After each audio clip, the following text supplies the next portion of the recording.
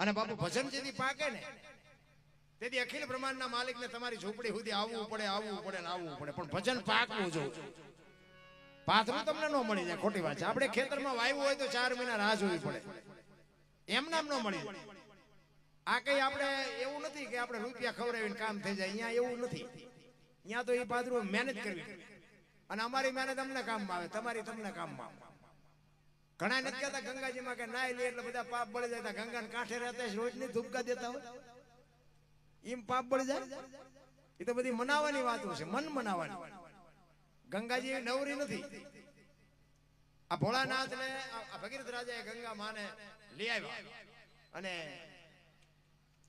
ગંગા માને થોડુંક આમ એવો અહમ એ કે હું આવું પણ કે મારો ધોધ જ એવો છે, ધોધ પાડવો ક્યાં? એવી કઈ શક્તિ છે, કઈ જગ્યા છે ક્યાં હું ધોધ પાડું? ભગીરથ રાજા વિચાર કરે છે કે વાતે હાચી, માં તમારો પ્રવાસ એવડો છે કે જ્યાં પડે ત્યાં બાપુ ખેદાન મેદાન વળી જાય. ભગીરથ રાજા ભોળાનાથને કહે છે કે ભોળાનાથ, અમારી આટલી પેઢીઓને તારવા હાટું થઈને આટલા અમારી પેઢીઓ હોય છે, એના માને પ્રગટ કરવામાં આવે. માં આવવાની તૈયારી બતાવે છે, પણ એ કે મારો ધોધ ક્યાં પાડું? તમે કઈક આનો રસ્તો કરી દો. ભોળાનાથ કે તમે એમને કહો વાંધો ન હોય, આપણી જટામાં આવતા રહે. એટલે ભોળાનાથે કીધું મારી જટામાં ગયો એમનો ધોધ પડે, ભલે મારું જે થવું એ થાય. ગંગા માને એમ થયું કે પણ મારા ધોધ ની ખબર છે. એ કે ભોળાનાથે કીધું સીમા કઈ ફેર બાપુ, જો ગામમાં 80 વરાના ઘણા હોય, પણ સરપંચ 30 વરાનો શું કામ હોય? આ દેવો તો ઘણા હતા બાપુ, આને મહાદેવ શું કામ કીધો? મોટો દેવ, મહાદેવ એટલે મોટો દેવ શું કામ કેવું પડે? ઘણા હતા, પણ સમુદ્ર મંથન થયું ને બાપુ, હારી હારી વસ્તુ બધા લઈ ગયા. ઝેર ને કોડા બે વધ્યું, કોઈ નો અડ્યું. એ ભોળિયો નાથ આવે ને એમ કે આપણે ઝેરે હાલશે. એમના મોટું નથી થવાતું ને કે ઈ ઝેર આ ધરતી ઉપર બાપુ એક ફોરું પડે ને, ધરતીના ટુકડા થઈ જાય ઈ ઝેર. અને ઈ ભોળાનાથ કે ઝેર લાવો, કંઠમાં રાખી નીલકંઠ કહેવાય ગયા બાપુ આ મહાદેવ. ધારે તો તમને દુનિયા તમારા ઘરે કરાવે, અને ધારે તો તમારું ખાવા ધાન ન રહેવા દે. બે વાત ભેગી છે. ભોળિયો નાથ છે, ભોળિયો એ હો વાત, 100%ની વાત. એને મનાવો એટલે કાચી કલાક, અને ખારો થયા પછી બાબુ આ દુનિયામાં એવી કોઈ તાકાત નથી કે એને કોઈ રોકી શકે. બે વાત છે.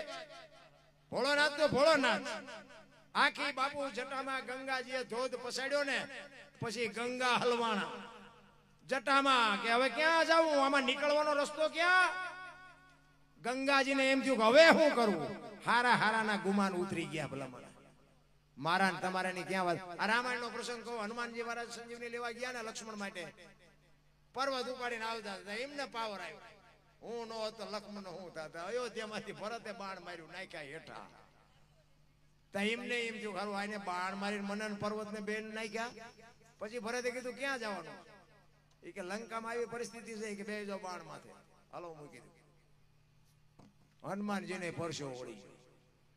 હારા હારાના બાપુ ભેગા, કોઈ માનવું જ નહીં. મારા કરતા કોઈ મોટું છે નહીં, વેમમાં રહેવું જ નહીં.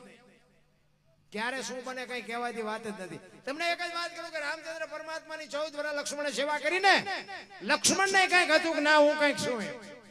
છેલ્લે બાપુ સંતોએ કીધું ભાઈ ભરત જેવો હોવો જો, લક્ષ્મણ નો હાલે. વિચાર કરજો, રામાયણ આખી દુનિયા જાણે છે બાપુ, વાંચી છે, સાંભળી છે. રામાયણ છે ને બાપુ દુનિયા ઊંધી ચિત્રી નાખી છે. રામાયણ છે કઈક સુધી. તમે જો સીતાજી કે લક્ષ્મણ રેખાને ટપ્યા અને હરણ થયું, તમે એમ માનો છો કે સીતાજીમાં શક્તિ નહોતી?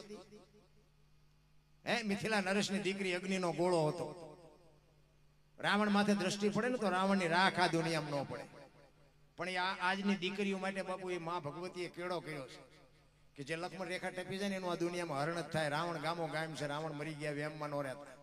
જે દીકરો હોય, દીકરી હોય, માં હોય, પત્ની હોય, બાપ હોય, બધાને લક્ષ્મણ રેખા હોય.